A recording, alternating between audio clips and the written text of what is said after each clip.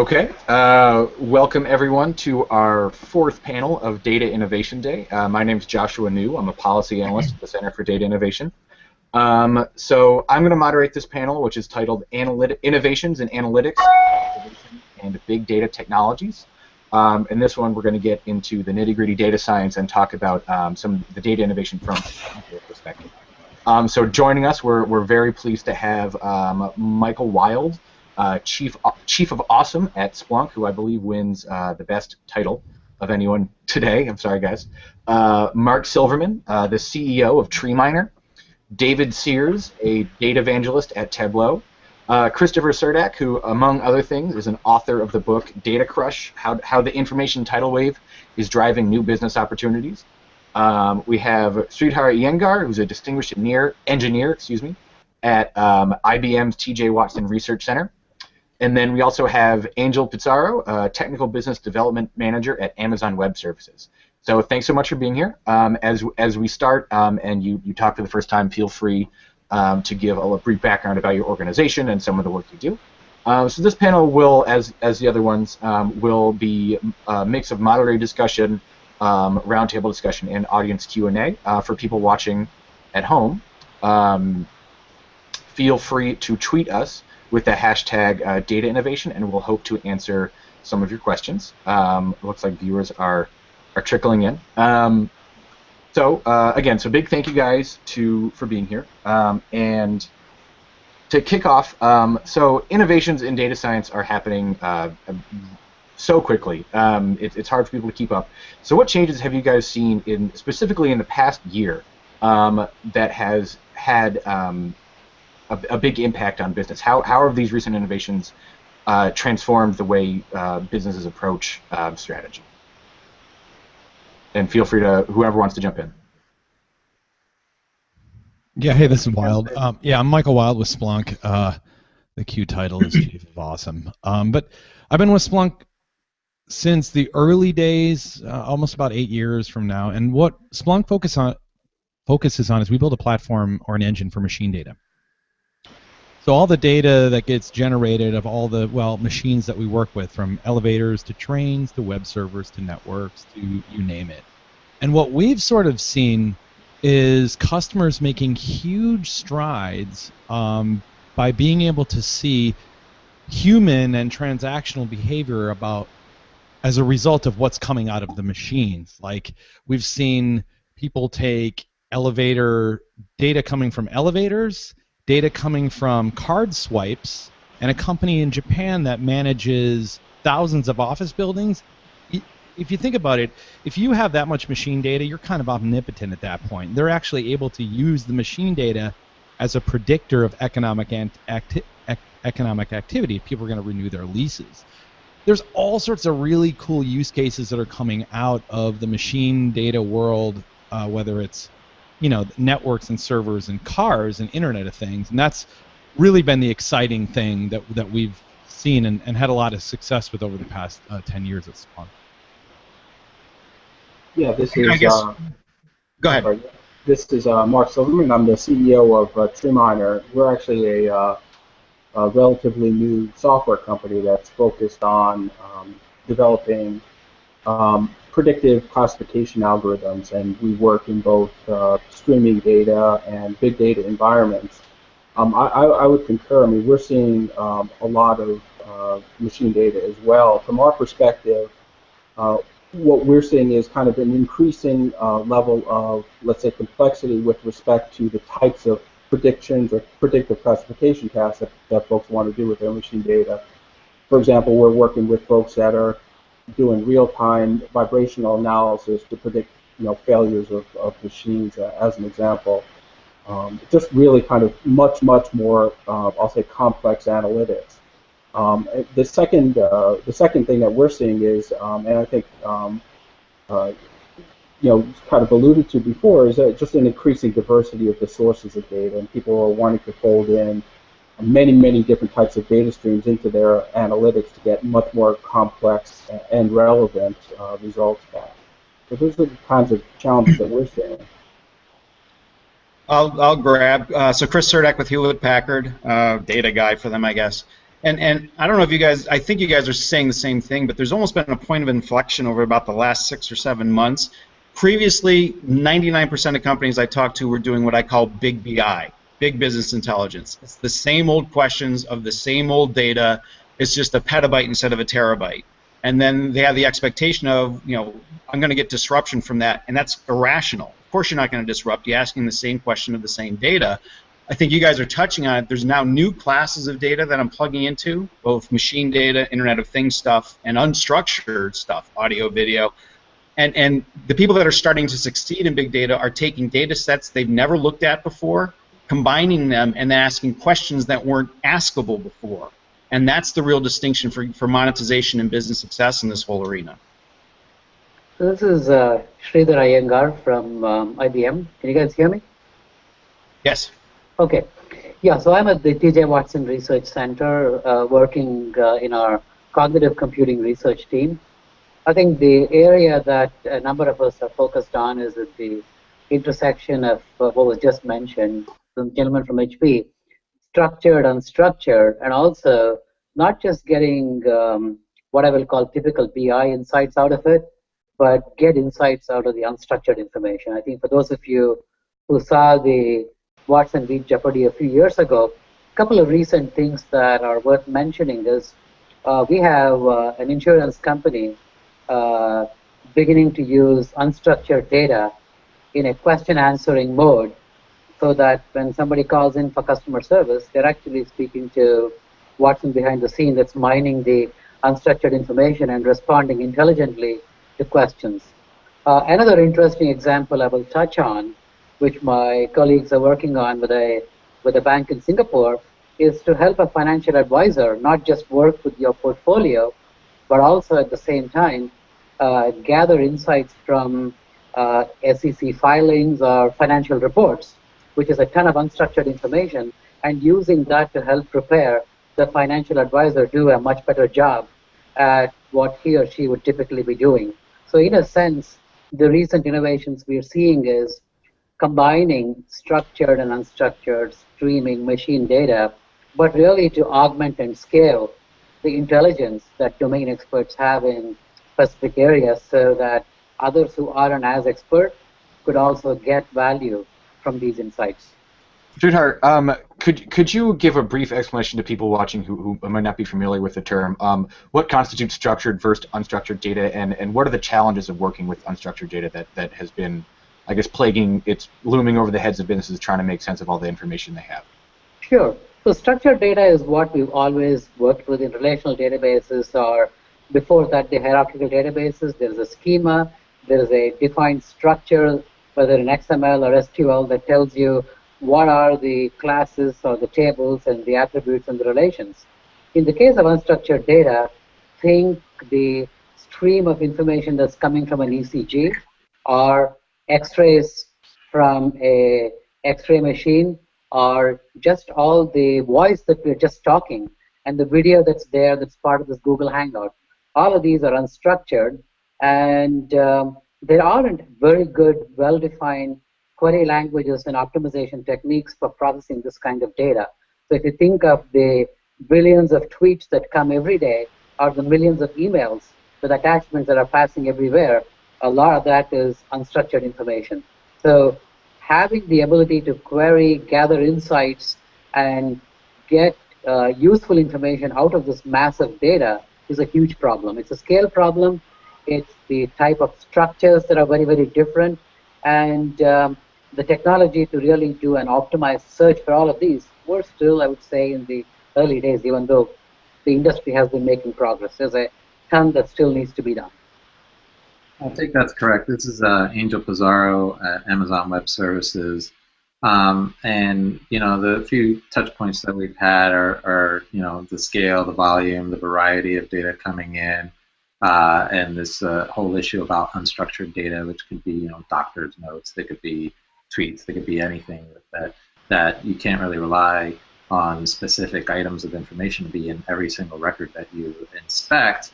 The other major category of change that I've seen over the years in the big data and business intelligence and data analytics space is actually the tool development, the tool sets that you have available to you, where those tools came from, and the platforms that you can run them on top of, right?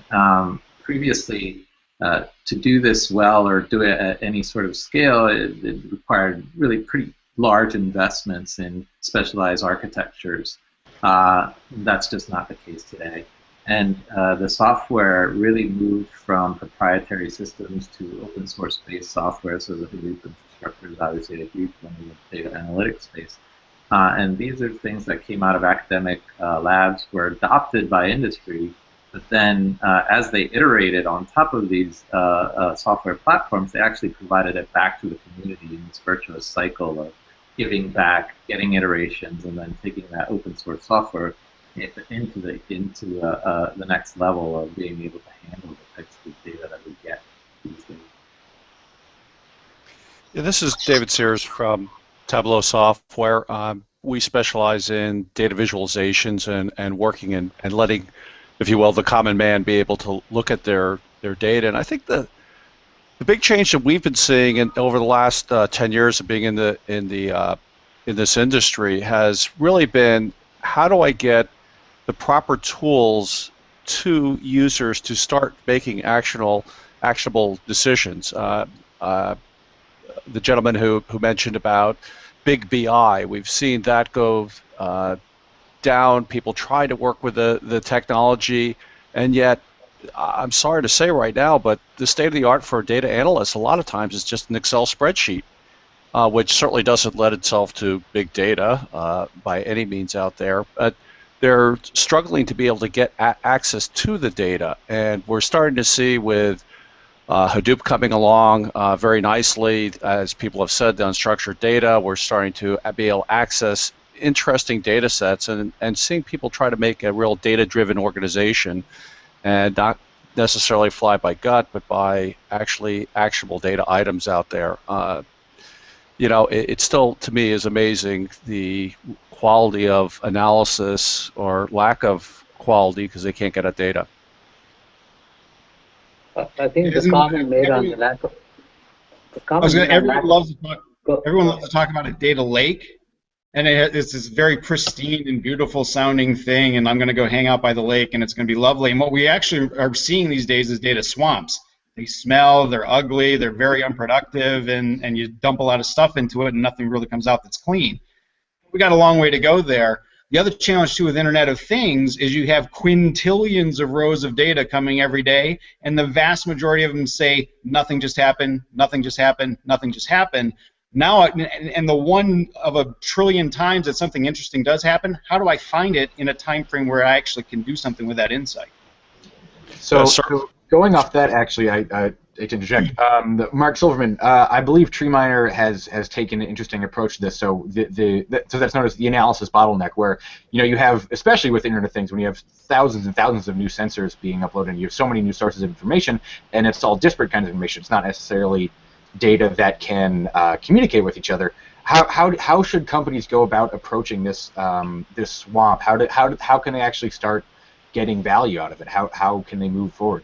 Right. So thanks for the question. And yeah, so we're doing something a bit innovative in the way we actually do the classification of the analytics, which is that we iterate actually over the attributes of the data rather than the rows. So when you have a situation, for example, it was just talking about kind of quintillions of rows of data streaming through. Really, our view is you do have quintillions of rows, but those rows generally contain a small number of attributes, and so if you can figure out how to iterate over the attributes and find those, one in a quintillion points you're looking for, you can get significant performance advantages. And so that's the approach that we've taken, and we've gotten it working actually in streaming environments, so you can do it really on the fly. But there are definitely huge challenges. This is really at its infancy in terms of how do you visualize quintillions of rows, or how do you visualize the results coming from quintillions of rows in a way that makes sense to somebody and that they can act on it quickly. Well, and emphasizing the act on it quickly part, and I call it action at the speed of insight. There's no point in knowing what your customer's doing second by second if it takes me an hour to respond. And in fact, that's a bad thing. I'm going to piss off my customer. I'm going to tick off my employees. So I have to. Everyone's focused on customer data and market data and so forth right now in big data. You got to fix your internal operations, or you're hosed. You've got to be able to. Your business processes were not designed to operate at this pace, and if you don't re-engineer internally, there's no point in knowing what's going on out there second by second. Yeah, I would agree with that. I think we've talked briefly on the role of a data scientist. I think your point on data swarms is exactly right. There is a whole bunch of garbage that needs to be cleaned up, and trying to get value out of that's not easy. I see another term coming up, and maybe a new profession, data curator. So making sure that you have the right data, the right quality of data, the right veracity of data, and making sure that the queries are on that is going to become more and more important. So just so right next to the data scientist, you will also see a need for a data curator as a new role that you will start seeing showing up in many organizations. And we talked about tools. Tools for data curation will also need to start getting more mature to make the lives of all these folks who are going to be curators a little easier. So by curator, do you mean somebody from a data quality perspective, data governance of what's coming out from the different data sets? Yes, but this curation is not just the structured data, it's the unstructured data. It basically spans all of the data, and this is the person whose responsibility is to at least clean up what's possible and make sure that, let's assume that you're building analytical application to cure cancer. You want to make sure that the documents that you're reading and analyzing are the real medical records, and the journals you're reading are from reputable organizations. So all of this would be what I would call falls under the umbrella of data curation.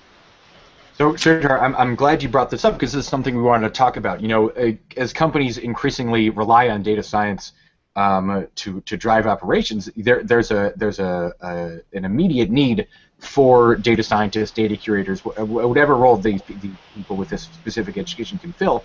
But certain industry analysts have claimed that there's going to be a shortage. You know, a supply of data scientists cannot keep up with demand. What can companies do to prepare for this? Or is it something that has to happen on a broader level? Is it a policy shift? Is it an education issue? So I think all of those. You're beginning to see data science programs showing up in many universities. In fact, I'm advising University of North Carolina and their staff on what their curriculum for data science should be. So more and more of this needs to happen. And it's also not just about data science. As I mentioned earlier, it's about the intersection of all of the data, structured, unstructured. You bring in cognitive and learning and machine intelligence. So there needs to be a curriculum that's much more broadly focused on all of these aspects, machine learning, AI, and we see that as part of what needs to happen in schools and in companies and individuals educating themselves, and also through things like the Cognitive Institute. You can go out to LinkedIn and see a reference to that where you can get educated on that. So I think all of those need to happen. I think there is clearly a real dearth of experts in this area right now. If I may, I am extremely skeptical of anyone who claims to be a data scientist these days. It's like 1999, and if I was a barista, I claimed to be a Java expert. You know, and you see this all the time on LinkedIn. Everyone in the world is claiming to be a data scientist now. I want to talk to the person who was doing statistical analytics on click streams 10 years ago before it was sexy, and the challenge for companies that are trying to hire data scientists, you have to have at least enough expertise to know if someone else is actually an expert when they claim they are. And if you don't, then you're not going to be able to make any kind of appropriate assessment of those people. And that brings up kind of another kind of issue, which is that very often what I see is that people don't even know the right kinds of questions that they can ask, right? So people are kind of stuck in some ways figuring, wanting to ask relatively sort of basic questions against this sort of these new data types, this unstructured data, without realizing kind of the world of possibilities. And it kind of makes it hard to bring in a data scientist when you're not really sure what you want to get out of your data. Yeah, regarding a couple of points people have made, I think it's actually too early I mean, the data lake idea is not even really mature enough yet to say we're in swamp territory. But the whole theme and spirit. A friend of mine at Coca-Cola, who's a architect of consumer systems, Michael Connor, said, like, they look at things as the current state is like a data cartels, where people are holding on to data for whatever reason, and you might need to solve a problem and you just don't know it's out there. So, the lake idea is good. So just start putting data in this lake. Don't worry about what you're going to ask. Don't necessarily worry about designing the lake with a set of questions in advance. But the other point is, yes, there's a lot of people that have data science on their resume and on LinkedIn, but I think we're going to see, or we're going to need to see, a shift in corporate culture that data matters. At our user conference, Michael also said, without data, you're just another person with an opinion. Okay? So when somebody enters a meeting, the person that talks the loudest gets the most attention and often can sway the meeting. But if we start pushing people in the direction that, great opinion, but where's your data, then, and there's a lot of tools out there that help people explore and answer questions. I think it's bigger than tools and bigger than lakes. It's a lot more about people and changing their opinion and ideas on what I can do and how I can be successful, and making data as a backbone behind that. Michael, that's awesome, Michael. And I tell people all the time, if the stuff you're doing out of all of these analytics don't make you uncomfortable, you're not trying hard enough and you're failing. If all you're doing is proving what you already know, don't go through this exercise. It's a waste of time and energy. You should be up at night, staring at the ceiling at 2 in the morning, saying, what am I going to do with this new insight? It's very scary to me. That's how you know you're getting this right. I would also venture that as we go out in the world out here, we have to have the ability to tell a story about our data. As we look at all this information that we're getting out there, a lot of people aren't going to be the heavy-duty stats person who can understand all the different things. We have to be able to explain to them and tell the story that our data is pushing out there. I think part of the thing for companies is to be able to, as people have said on this call, I've got a lot of data out here. I can't just do the same old, same old. I have to look at new insights and be willing to experiment, try, see different things, see if I can get new meanings out of all this new data that I'm getting out there. But then again, I have to be able to communicate it to all the people out there what my vision is, and be able to tell that story to say, here's how I see the data and here's the progression I made to come up with this decision, and explain it easily to people. All right, and just a friendly reminder to all the viewers who may not have been on when we started, feel free to tweet us questions at #DataInnovation. And one, we touched on it briefly, but this one comes from Twitter. How can data visualization specifically help us transform simple data collection and reporting to actually driving actionable insights, to improving outcomes? So how is this technology, how has it changed this process so far, and what do you hope to see for the future of data visualization? Excuse me. This is Dave Sears again from Tableau. We have seen a lot of different things happen with data visualization. It's our bread and butter out there. The biggest thing is the way that it's helping people have insight jump off the page, if you will.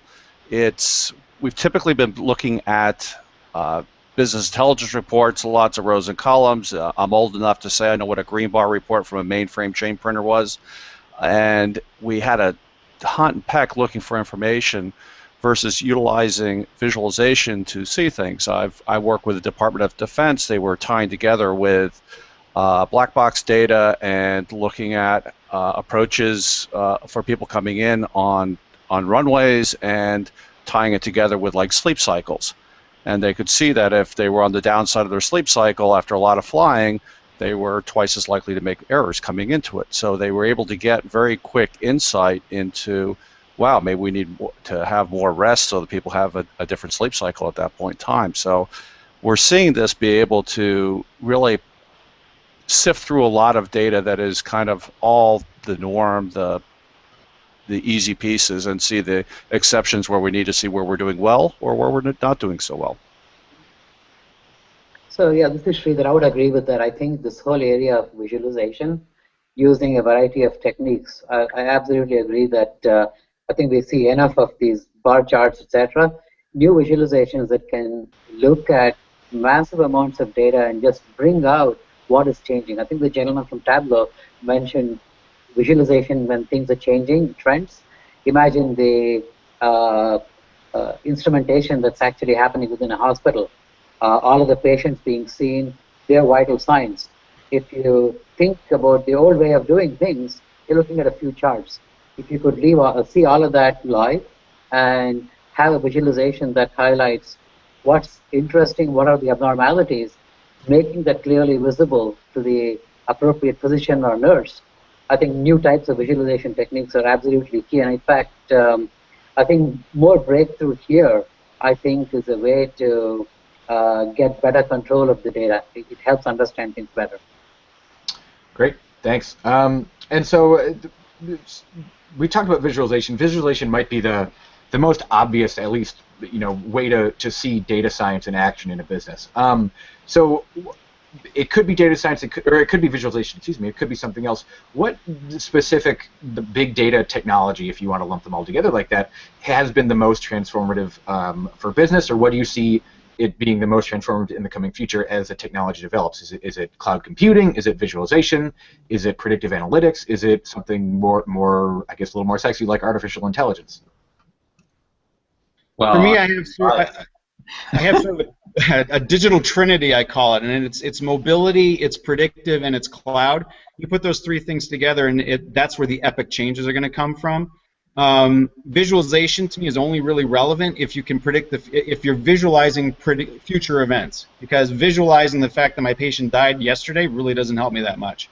But visualization helps to consume vast quantities of data. But it's again that digital trinity of mobility, cloud computing, so ubiquitous infrastructure, and predictive analytics that are really the game-changing trio. I might offer a counterpoint to that, in that visualization, it might be a stepping stone for everything else. So if you can't see how your data is working for you or what the information you're collecting, you can't do a whole lot of anything else with it. I'm just saying, by the time you rendered the image, the opportunity is already gone potentially. Yeah, I think both of you are right. I think you don't need to visualize, but if you don't have the user experience, we could be doing lots and lots of interesting things and optimization in the back end. That won't be apparent. I think the fourth thing I would add to that is learning. I think there is so much data that is out there. You can have the cloud, you can have the visualization, you can have the analytics and the predictive analytics, but if you don't build learning systems, the level of complexity that exists is so much that certain problems are just not tractable. So I would add learning systems. And this is where I think some of the work we're doing in the cognitive area is important. I think will make a huge difference in transforming not just professions, but many industries. I agree, Sridhar, and especially for predictive analytics and healthcare, it's going to be extremely important to have better learning algorithms and data ingest and outcomes research to be brought back into the clinic in a faster time frame that usually happens now, especially post release of drugs as we get into the population with recent compounds that come onto the market. We have to be able to go back and inform the science of that compound as it hits the population and be able to put back some more items on it. So yes, learning is important. And for visualization, I think that everybody thinks of visualization as a really fancy charts, and visualization could just be how do you rank things in a table, right? When you show it to them, and does the ranking of items change over time? It doesn't have to be something fancy. It can be something quite ubiquitous and easy to understand as a table, but the ranking really actually matters, and that's where the user experience and design really come into the visualization frameworks.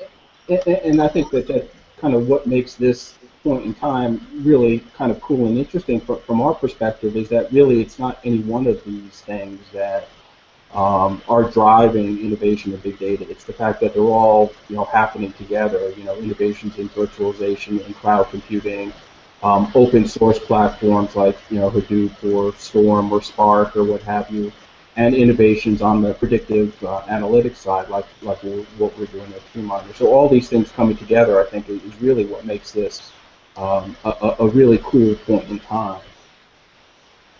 Yeah, I would have to say one of the biggest things is machine data. I mean, what's going into Hadoop? Massive amounts of machine data, massive amounts of transaction data, massive amounts of stuff that's not a result of a human typing something in. And the tools that are out there are now to the point where you can start to ask questions, visualize things, and get insights from what the machines are telling you that weren't even possible by just looking at the human data. On the other hand, to the point of visualization, there are a lot of things that you can't just figure out from the charts. You need to see it played back over time. If it was people amassing in an area in a hospital, or a certain number of people leaving a town that was under a hurricane, us humans have the context behind the particular area that even the most advanced machines can't necessarily figure out with a high degree of reliability. And so some of the visualization technologies that let you play back stuff over time, visualize things that are going, they're really helpful because it gives us a chance against the robots, basically, before we're all put out to pasture. Mike, you touch on something I say to customers, clients all the time, and that is big data is a terrible name for what we're into. It's not about bigness and it's not about data. It's about better questions. And I think that's what we should be calling this whole revolution, because it's about asking a better question and now actually having the ability to answer that with new insights and with more data than we ever had before. But it's all about the question and the new answer. Yeah, for some people, big data is 64,000 rows in a spreadsheet. That's big, just because it's like important, but it's not about the bigness. You're right. It's about what you can get out of it and how important it is. For a lot of people, big data is about deploying a Hadoop cluster and wondering where the money comes out. Lots of money goes in, but money doesn't necessarily come out. You have to actually ask something new and innovate. Yeah, and I think the other question really for us as we take a look at this is that most organizations have multiple data types, data sources, if you will, whether it's Oracle, Hadoop,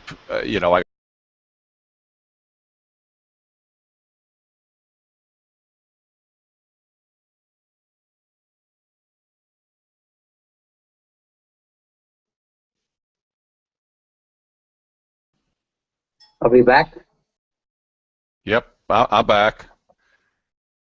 Did we lose I think we lost everybody else, huh? People reconnect in a sec. We're coming back. We broke Google. I blame North Korea. So does everyone else, so hey. We lost our moderator, but he'll be back. That's all right. He'll just, now we're free to say whatever we want, right? Yeah. Yeah. No. Hey, this has been fun. He's back. Daniel's back. Yeah. So, Michael, one of the things you're talking about is IoT, and we're all completely obsessed about IoT, and I think it's hugely disruptive. The thing, it's almost a little passé, so the thing I'm already starting to talk to people about is the IOU, and that's the Internet of Us, and that's where with bionics and digital tattoos and stuff, we're going to be friending our livers on Facebook, and they're going to be telling our doctors on us when we have too much to drink at night. Yeah, so sorry to everyone. It looks like we had a little bit of hiccup there, but I believe everyone is back with us. Looks like we didn't really lose any viewers. So sorry if I missed any of that conversation. I'd like to shift gears a little bit. We've talked about some of the shortcomings of data science, as it's a relatively burgeoning field. Companies aren't quite comfortable approaching it in the way they should. They're not asking the right questions necessarily. They're not visualizing their data quickly enough to make actionable decisions.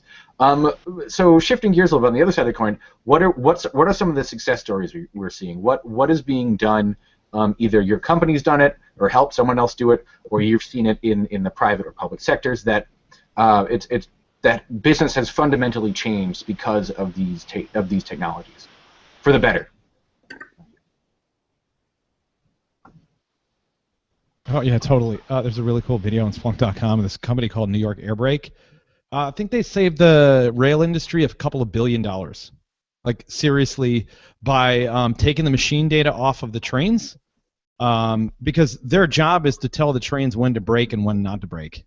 So what happens when you brake too late? That's bad, right? What happens when you brake too early? A giant pile of fuel gets used unnecessarily. And that's probably one of the most awesome business-changing things that I've seen. I mean, they've integrated into their complete development process, so they actually can coach and train people, but they're able to use data coming off of the machines to make actual better business decisions and save millions and nearly $1 billion in fuel. And that was like one of the most surprising things that we ever saw that somebody might do with data in this age. Sure. We have, again, so if you might have not have noticed, I work in the medical field. I do genomics and life science research prior to joining AWS, and currently promote genomics and life science markets here. And we have a great case study of science that wouldn't have happened without the infrastructure and platforms that you get these days. Bristol Myers Squibb had done some clinical trial simulations, and they're able to do many, many, many more clinical trial simulations to reduce the cost of when they went to a phase 3 clinical trial. They could actually direct that trial to come be more powerful with a smaller population set, which means that they can get this compound through phase 3 trials faster and onto the market, and additionally make it a safer molecule and a safer trial, because they could restrict the set of patients that it would be safe to give this medicine to. So I think these type of techniques are not only good for business, they're also good for human health and human safety and human conditions overall. Yeah, Michael, to your point, we're doing something similar with the transportation industry in Japan, helping them do maintenance on the rail. And I will say this about the Internet of Things: with enough data, the mundane can become fascinating and incredibly valuable. And again, it's asking questions you didn't ask before that could be the billion-dollar answer once you put that data to proper use. But it is about asking new and different questions. Who knew that optimizing air braking could save that kind of money until you asked? Yeah, and also I think now we're getting to the point where systems are starting to push their data exhaust out, in real time or in some latency, where 10, 15 years ago you just couldn't find out how your sprinkler system was doing. You couldn't ask how your car was doing. That's probably one of the biggest innovations, is finally we're able to get something out so that, like Chris said, you can start to ask questions. Great. So we have about 6 or 7 minutes left. We're going to close out at 3:15. So looking to the future, I guess it's a two-part question. So of the technologies that we're familiar with today, visualization, cloud computing, machine learning, predictive analytics, the whole list of those, what do you think has matured, and what do you think is really only in its infancy? Or is that the wrong way of thinking of it? Are all of these going to evolve equally as we get new data sources, new applications, new methods of collection? Or are some really going to take off more than others to be more useful and be more transformative? What kind of trends do you expect to happen? So this is Sridhar. I would say you will see innovations in all those areas, but I think working with domain-specific data, for example, medical data, how do you read an X-ray? How do you really understand what's in an X-ray? How do you really interpret what we are talking about in this Google Hangout and get some insights out of it? So I think domain adaptation, understanding different industries and getting insights within the context of those industries, I think a ton needs to be done in this, in terms of innovation. I think in the whole area of dealing with all of these different types of unstructured data, I think we're really in the infancy. I think we made some good progress on text. Very little, I would say, in image, even little in complex images like CAT scans and X-rays in the medical domain, or video streams in the entertainment domain. So analytics on different types of data, and in the context of different industries, there's a ton of innovation that needs to happen. I think we're still in the infancy here. If I may, I think our biggest challenge is actually us. in our organizations. We're going to innovate like crazy, and there's going to be no slowing that innovation down. In fact, it's accelerating. The greater challenge is, are we prepared to deal with the implications of those learnings? Are organizations and bureaucracies ready to fundamentally change how they work and be fundamentally disrupted and operate at 10 times the speed? And I think the answer is generally no. And that's how you get Ubered or Airbnb'd or whomever. That's how these guys move in. And I tell companies all the time, look, if you're highly regulated, highly structured, look for some startup of 5 guys in a shipping container in Lagos, Nigeria, and they're going to do what's technically illegal, and they're going to blow you out of the water in 6 months. That's the new normal. Get used to it. So I think the greater challenge is organizationally, how do we adopt this stuff and apply the learnings that we get in a way that's effective? Yeah, I would add on to that. It's really going to be about, a lot of times, especially working in the federal market space, public market space, it's about acquisition plans. How do I innovate quickly? Things changed almost overnight, and to try to come up with a new areas to try out new technologies and to afford them and be able to build them on them, that's going to be one of the challenges we're going to have as we go forward.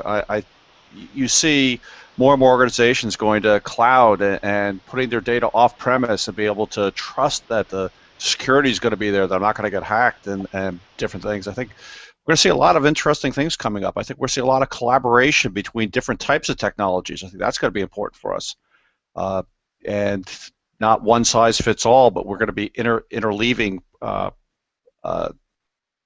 software from different organizations to come up with a better whole as we go forward. And which kind of raises the question or challenge, I think, which is, how do you, just on a very practical level, right? How do you put all these different pieces together in a way that makes it very accessible for people to use? And I think there's still a lot of challenges in that area as well.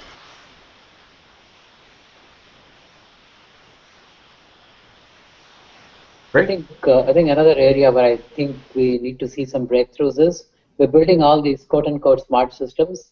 How do you actually build systems that can work with you, me, and the subject matter experts in specific domains? And how can this collaboration between man and machine be more symbiotic in a manner that serves the society? I think we'll need some significant breakthroughs in that area. Otherwise, there will be a class of what I will call data challenged or information challenged people who will get left out of the woodwork if we don't make this work well. Yeah, I would characterize that as self-selective irrelevance. I mean, you better know what a Kaya distribution is in this day and age, or you're going to be flipping hamburgers until a robot does it. Becoming data literate should be every professional who wants to remain professional your number one priority, and literally you will be left behind in short order. Some of the work I'm doing, like with the International Monetary Fund and the World Bank, there's going to be 1 billion new entrants to the middle class by 2025, and none of them will be in Western society. These are people that make $20 a week with PhD level educations, and the minute they plug into the internet, they can't tell the difference between you, me, and them, and that's what we're competing with. So you better get up to speed, and you better do it quick. That's great. So we still have about 2 minutes left. Just a reminder, a quick notice to all the people that are watching. The new panel, when it starts, you'll have to refresh our website for the video to load, just in case you're wondering where it went. So finally, if you could just give me brief thoughts. Every year, more and more companies are investing in these technologies. Whether or not they're approaching it in the right manner is surely up to debate. But still, I believe the last number I saw was about 25% are not planning on investing in what's in these big data technologies. Why do you think that is? Is it an attitude adjustment? Is it a technical barrier? What can be done to drive adoption? In the last minute we have. I think it's probably a lot to do with business culture, and quite frankly, not all businesses need big data and innovation within it. I think it has to be a well thought out decision whether you bring these technologies in your business, because it is outside of the scope of it. But for a lot, I think that answer will be yes, and we need to change our culture, and we need to take a look at what innovation actually means. So that we can implement these systems. I think looking out in the future, if companies don't really embrace data, whether it is big, small, or different variety, I think they'll become dinosaurs. I think data is at the center of the universe in terms of producing and deriving value. I think we need all of those other technologies. Yeah, you need cloud. Yeah, you need mobile. But without data, what are you going to show? What are you going to serve? What are you going to disclose? I think it's at the heart of everything. On that note, if that could sum up the panel, that'd be the great soundbite. So thank you so much for being here, panelists. This video will be uploaded immediately as soon as we are done onto our website. You can watch it from the beginning. Thank you so much for being here, and please stick around for our next panel, New Businesses in the Data Economy. So thank you so much, guys. Thanks a lot. Bye. Thank you.